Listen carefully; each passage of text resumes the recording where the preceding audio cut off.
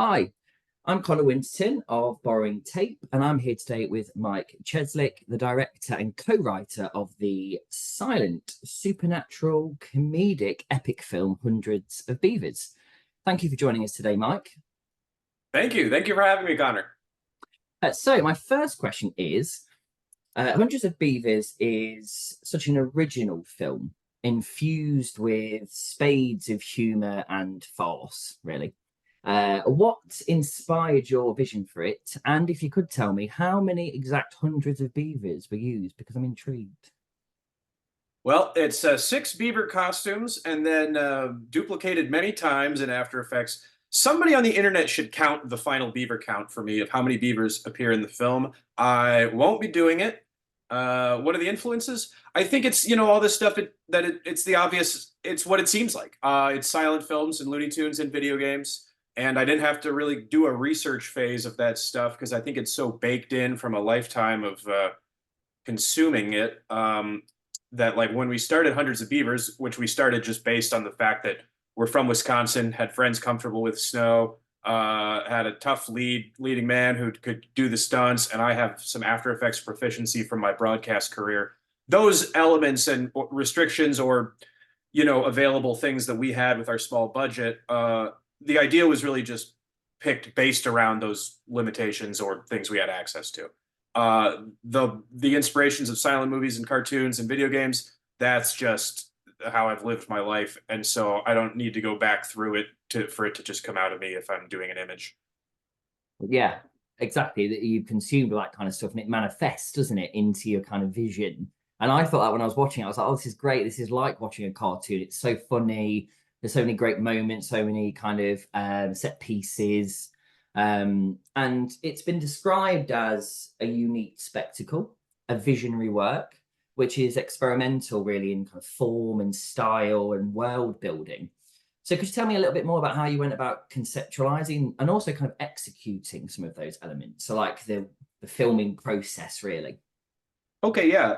I think I just, as far as making a comedy that's ambitious, I just sort of focused on movies like, you know, there's a lot of movies I admire that are comedies but have this huge visionary ambition, like It's a Mad, Mad, Mad, Mad World, or Zazie dans le Metro, or Playtime, or obviously, The General, and movies that are comedies, but they're just hugely ambitious and they have their own visual style that they commit to, and I guess I was like I wanted to make a movie that sort of fit alongside those as a slapstick epic. And executing that was, we didn't have a lot of money. It was a $150,000 movie, and the money came in as we were shooting.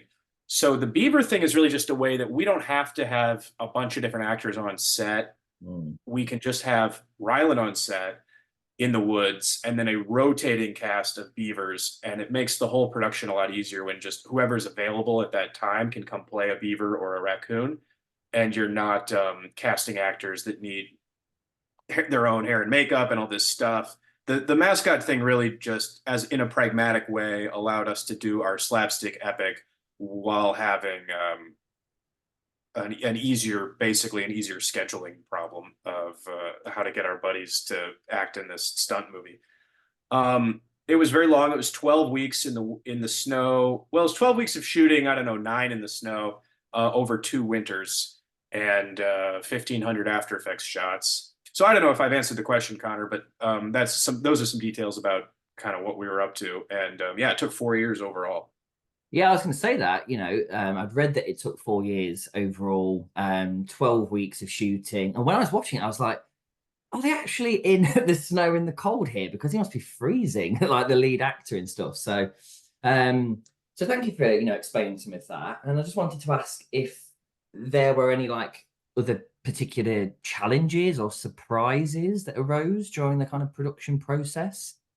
Just the difficulty of shoot. I mean, it was a years of challenges. But on the shoot, it's just the difficulty of lugging your beaver costume into the woods, getting the van stuck, your 2-wheel drive van stuck, and having to shovel it out every other day. Sometimes it's below zero. You got to keep these mascot costumes from getting mold in them every night. You've got to lug your storyboards out into the woods and think like an animator when it's cold out. And I mean, it's a tedious shoot, but it was fun to slowly collect the elements and try and get all these gags to work. And we weren't laughing, we're just stoically executing the joke. And it was a joke we'd written 2 years prior in some cases. And, it's not cracking us up on set. We're just like saying, correct, joke executed correctly, good, moving on. Just because it's just like an engineering problem, these gags. It's not something that brings you any joy after the first 4 seconds of thinking of it. Okay, yeah, it's interesting. So I was going to ask as well how it was working with the casting crew to kind of ensure that your vision and this kind of unique spectacle was effectively realized on screen. Well, a lot of buddies. So it's just people I've already had, relationships with, and people that I've just known a while. So it's a lot of our friends from growing up in Milwaukee. And we got an incredible amount of trust. Rylan and I and Quinn, the director of photography, got an incredible amount of trust from all the people that were helping us.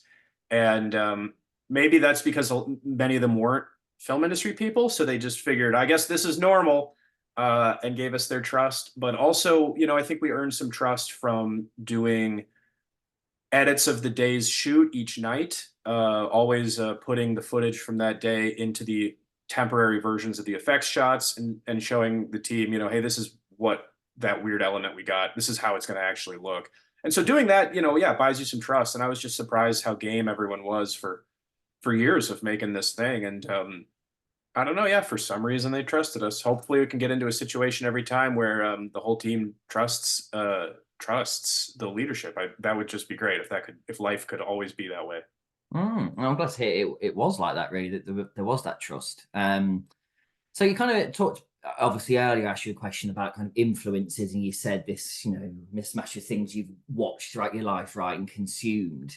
Was there any like particular filmmakers or directors that have influenced you as a filmmaker generally, but then perhaps more specifically, Hundreds of Beavers? I mean, I don't know, that and Kurosawa are probably the biggest influences on me. The way that Kurosawa films are staged, the way that Buster Keaton films are staged is they're just staged correctly. It's not even a matter of something being well staged or better staged, or always there an even better way of doing this. There's just the right way and other ways. And I think that Keaton and Kurosawa just stage things the right way. Yeah, so you cut out a little bit earlier. I didn't hear some of it, but I'm guessing you were talking about Buster Keaton there. Yeah, I could go again. I'll just say I was talking about two filmmakers that really, really mainly influenced me are Buster Keaton and Kurosawa, because they Akira Kurosawa, although I also like Kiyoshi, but those two they stage things just correctly. It's not a matter of, what choice did he make staging? Could things be staged better? That's well staged. This is another idea of how something could be staged. No, there's just the correct way. And it's the way that Keaton stages and the way that Kurosawa stages. Great. Well, thank you for that. So the film has kind of won awards at festivals like Film Quest, Fantasia Film Festival, and Phoenix Film Festival, which is a significant achievement. Well done. Thank you. How do you think these awards or accolades have contributed to the reception or understanding of your film? Because I know it's got a bit of like a cult following as well. Yes, the reaction, the audience was built slowly for this film over about a year and a half. And I think the awards at film festivals did help us to get the word out. And by the end of the year and a half of festival run, the laurels and awards did accumulate to a point where they were harder for people to ignore. And it was nice when it finally came time to do our own independent theatrical release that we could cut a trailer that had a bunch of laurels on it. I know that some people feel that the laurel has diluted in meaning, but the award, I don't know, it still looks good if you can slap winner 12 times on a trailer. So I think that's helped us. Just anything, it's a small movie, so anything we can do to just legitimize it or to provide recommendations. And the release process for us was basically a year and a half of accumulating proof that the movie is worth your time. And the awards were very helpful in doing that. But ultimately, you still have to make it available to a consumer and make money and be a profitable business. And That's what we're trying to figure out, because we want to make a lot of movies, so it needs to be a real business. And I think the festivals helped us a lot on our way to an actual commercial release. Great. Yeah. I think there's always going to be that kind of tension, isn't there, when you have more kind of like experimental vision, hybrid genres, and then having to balance that with capitalism, the business, and having to make money and keep going, really. Oh yeah, for me, I feel that my job of pleasing the audience aligns with the job of the business, which is finding a paying audience, and having people that want to see what you're doing and doing something people want is that's my goal as a creator anyway. So I don't see it necessarily as a lot of people in the Midwest and smaller art scenes, uh, they get fixated on this battle between art and commerce. But for me, my sensibilities may be naturally commercial, and I just focus on how can I please the audience, and that goal serves me hopefully both artistically and commercially. Mm, okay. Yeah, great. That leads me on to ask as well about kind of future projects. So what kind of broader themes or subject matters interest you as a filmmaker? What kind of styles do you think you'll make more films in the style of Hundreds of Beavers, or maybe different kind of style? I really admire Louis Malle switching styles between films, and then totally executing one film in a style that sort of lives and dies on that project. And I think that, some animation studios behave that way as well, where a whole new look will be created for an animated film, and it sort of is born and dies on that one movie. And my hope would be that we can find more funny styles like Mm. Hundreds of Beavers with an original sort of film grammar that is created for one movie, that it's fully realized in that movie, and then we'll move on to another kind of interesting comedy style. So I want to push film grammar forward, but I also want to have a high joke rate. Oh, that's interesting. Yeah, balance between, like you say, film form, film grammar, style, and perhaps, yeah, how that would resonate with audiences as well. Um, Great. One more question, and Great. yeah, so I just wanted to speak perhaps a little bit more about the role of parody and pastiche in your films as well. Would you say they sit somewhere in between? Is there like one you're going more for, more of a parody of styles, or a pastiche? Yeah, originally we said this would be a spoof of The Revenant, or like a spoof of survival films. But I don't Mm, think that's what happened. Ultimately, I just like the genres that we're working in too much, and this is really actually just an entry in the slapstick genre rather than a spoof of.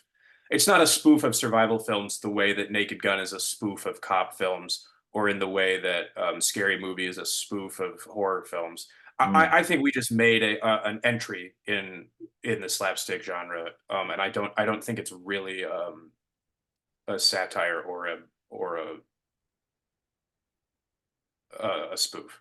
Yeah, yeah, it's interesting when you say spoof, because that didn't come to mind, spoof, when I was watching it. That's why I kind of devised this question around like parody and pastiche. So kind of Oh got like yeah, sorry. I don't think it's even parody. I think we just mm, we just combined genres that we're genuinely trying to make an entry in. So I would say, yeah, it's a mm, pastiche, and I don't see us as parodying anything. And earlier on we had some jokes that were like parodying the self-seriousness of the wilderness survival genre, because it's a very like stoic, like straight genre that was like ripe for an airplane treatment.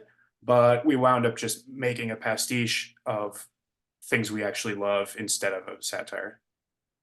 brilliant. Well, thank you for that. And thank you for meeting with us today as well. Really enjoyed just hearing more about this, yeah, really unique, fantastic film. So, well done again on it, because it's great. And I really appreciated that pastiche, that hybridity, those mixing of styles. I thought it was, such an achievement. So well done. Thank you so much, Connor. I really appreciate it.